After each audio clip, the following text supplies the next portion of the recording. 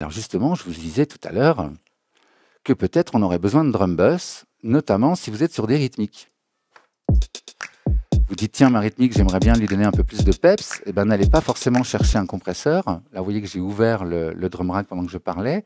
Je vais glisser un compresseur sur le kick, un drum bus sur le kick, pour vous expliquer ça un peu dans les grandes lignes. Hein, je ne vais pas aller dans le détail. Donc, effectivement, ici, vous avez une section, si vous voulez, saturation. Le drive va rajouter de la saturation, medium, hard. Voilà.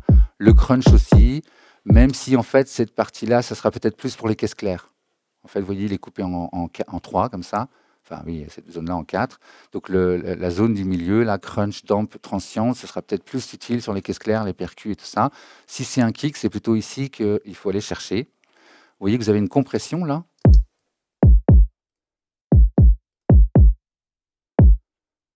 Je vais remettre au volume constant, j'étais à peu près à moins 6 dB avant le drum bus. Oui, moins 7, 67.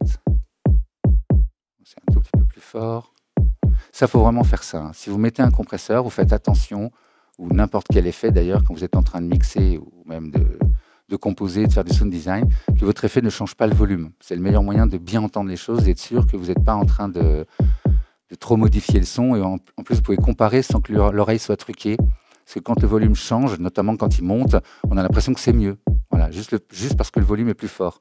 Donc ça peut truquer vraiment l'oreille et vous avez l'impression de faire des choses bien, alors qu'en fait c'est juste parce qu'à chaque fois le volume monte et à la fin c'est ingérable, il y a tout qui est dans le rouge et voilà. Donc pour éviter d'aller dans le rouge et pour bien entendre ce que vous faites, on allume, on éteint, le volume ne change pas. Donc ici on a un volume output là, qu'on peut régler en tapant des chiffres. Hein. Vous savez ça, dans le live on peut faire ça toujours quand on veut. Hein. On clique sur le paramètre, on rentre un chiffre, entrée, et c'est fait. Donc sur le kick, je vais laisser le compresseur pour faire écouter ça quand même, mais je vais rajouter un boom. Donc ça c'est le volume du boom. Ça c'est la fréquence du boom. Donc évidemment, hein, si mon morceau est en Do, bah, je vais prendre un boom en Do. Donc je sélectionne ici pas loin de la fréquence qu'on voit là, qui correspond à la note Do. Et je clique ici sur la note. Vous voyez que j'avais un petit plus qui me dit que je ne suis pas tout à fait dessus. Je peux avoir un petit moins. Voilà, c'est un moins. Je clique dessus. Je suis parfaitement sur un C1. Donc ça, c'est le volume. Ça, c'est la durée du boom.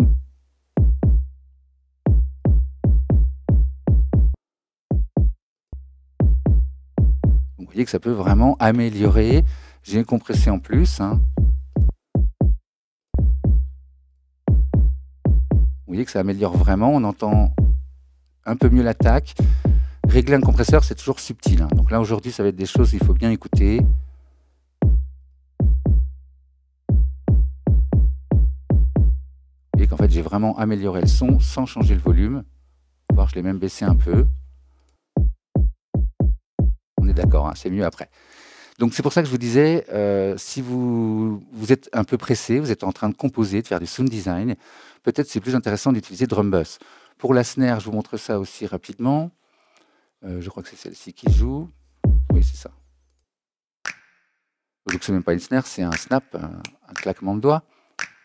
Donc l'idée, c'est ce que je vous disais, c'est que ici, vous avez des éléments qui sont utiles pour les clairs, les snares, les claps j'oublie les claps et les snaps, les claquements de doigts, les claquements de main et les coups de caisse claire, hein, pour parler bien français.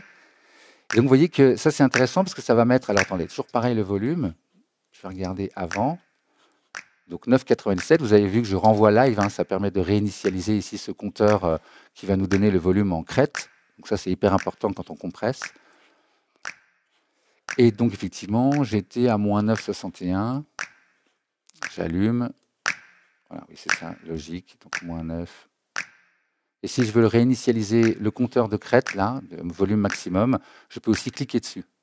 Et que ça l'oblige à recalculer. Allez, un peu moins. Bon, moins 10. De toute façon, ça va améliorer le son, même si le volume baisse. Donc avant, après. Vous voyez que du coup, le son est beaucoup plus audible, beaucoup plus percutant, juste parce qu'on a mis un peu de crunch. Le damp, ça va assombrir. Donc effectivement, des fois, quand on rajoute du crunch, plus les transientes. Donc là, en fait, ça veut dire que le volume de l'attaque est augmenté. Donc effectivement, je peux aussi faire l'inverse. Je pourrais étouffer mon son. C'est d'ailleurs souvent l'erreur qu'on fait, c'est qu'on mange l'attaque. Donc effectivement, c'est beaucoup plus joli quand on rajoute, quand on fait ça.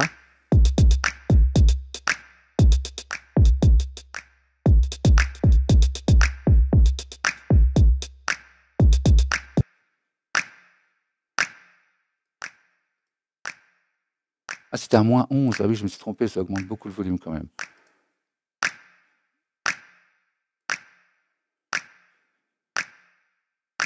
Voilà, -18, c'est pas mal. Donc, allez-y mollo avec le transient, parce que ce paramètre peut fatiguer vraiment les oreilles. Ça peut vraiment être agressif et que tout d'un coup, les gens ont l'impression d'être trop près de la caisse claire, quoi.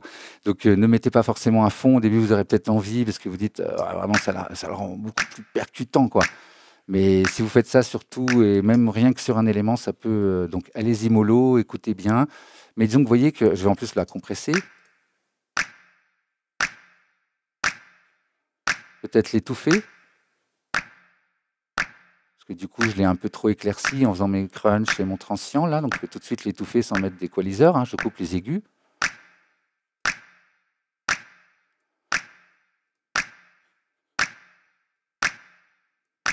Allez, je baisse un peu le volume.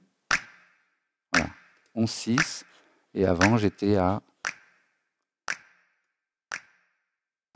Elle bouge beaucoup, hein. Il y a beaucoup de changements de vélocité. Bon, 9,97 au maximum. Donc, vous voyez que j'ai baissé le volume de ma caisse claire, mais elle est vraiment beaucoup plus audible. Voilà, j'irai pas plus loin, j'en ai déjà dit beaucoup, hein, sur le drum bus. Vous avez un dry wet ici. Voilà, bon, j'ai presque tout dit. Vous écoutez le boom uniquement en faisant ça. Alors là, on va pas l'entendre parce que si on n'est pas sur la grosse caisse. Non, ici. Donc si je veux écouter que le boom que je génère, je clique sur la pré-écoute.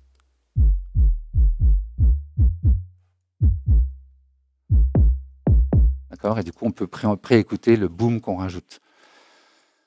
Voilà, donc sans doute plus utile que tout de suite aller chercher un compresseur, le mettre. Vous avez des petites percus, vous avez des charlets, vous avez des choses comme ça. Pensez au drum bus. Alors, vous n'êtes pas obligé de compresser. Si après vous savez compresser, que vous voulez compresser vous-même, maîtriser les choses, au moins utilisez cette zone-là pour les caisses claires, les sons de percus et tout ça, et cette zone-là pour les kicks, les toms basses, les toms graves, etc.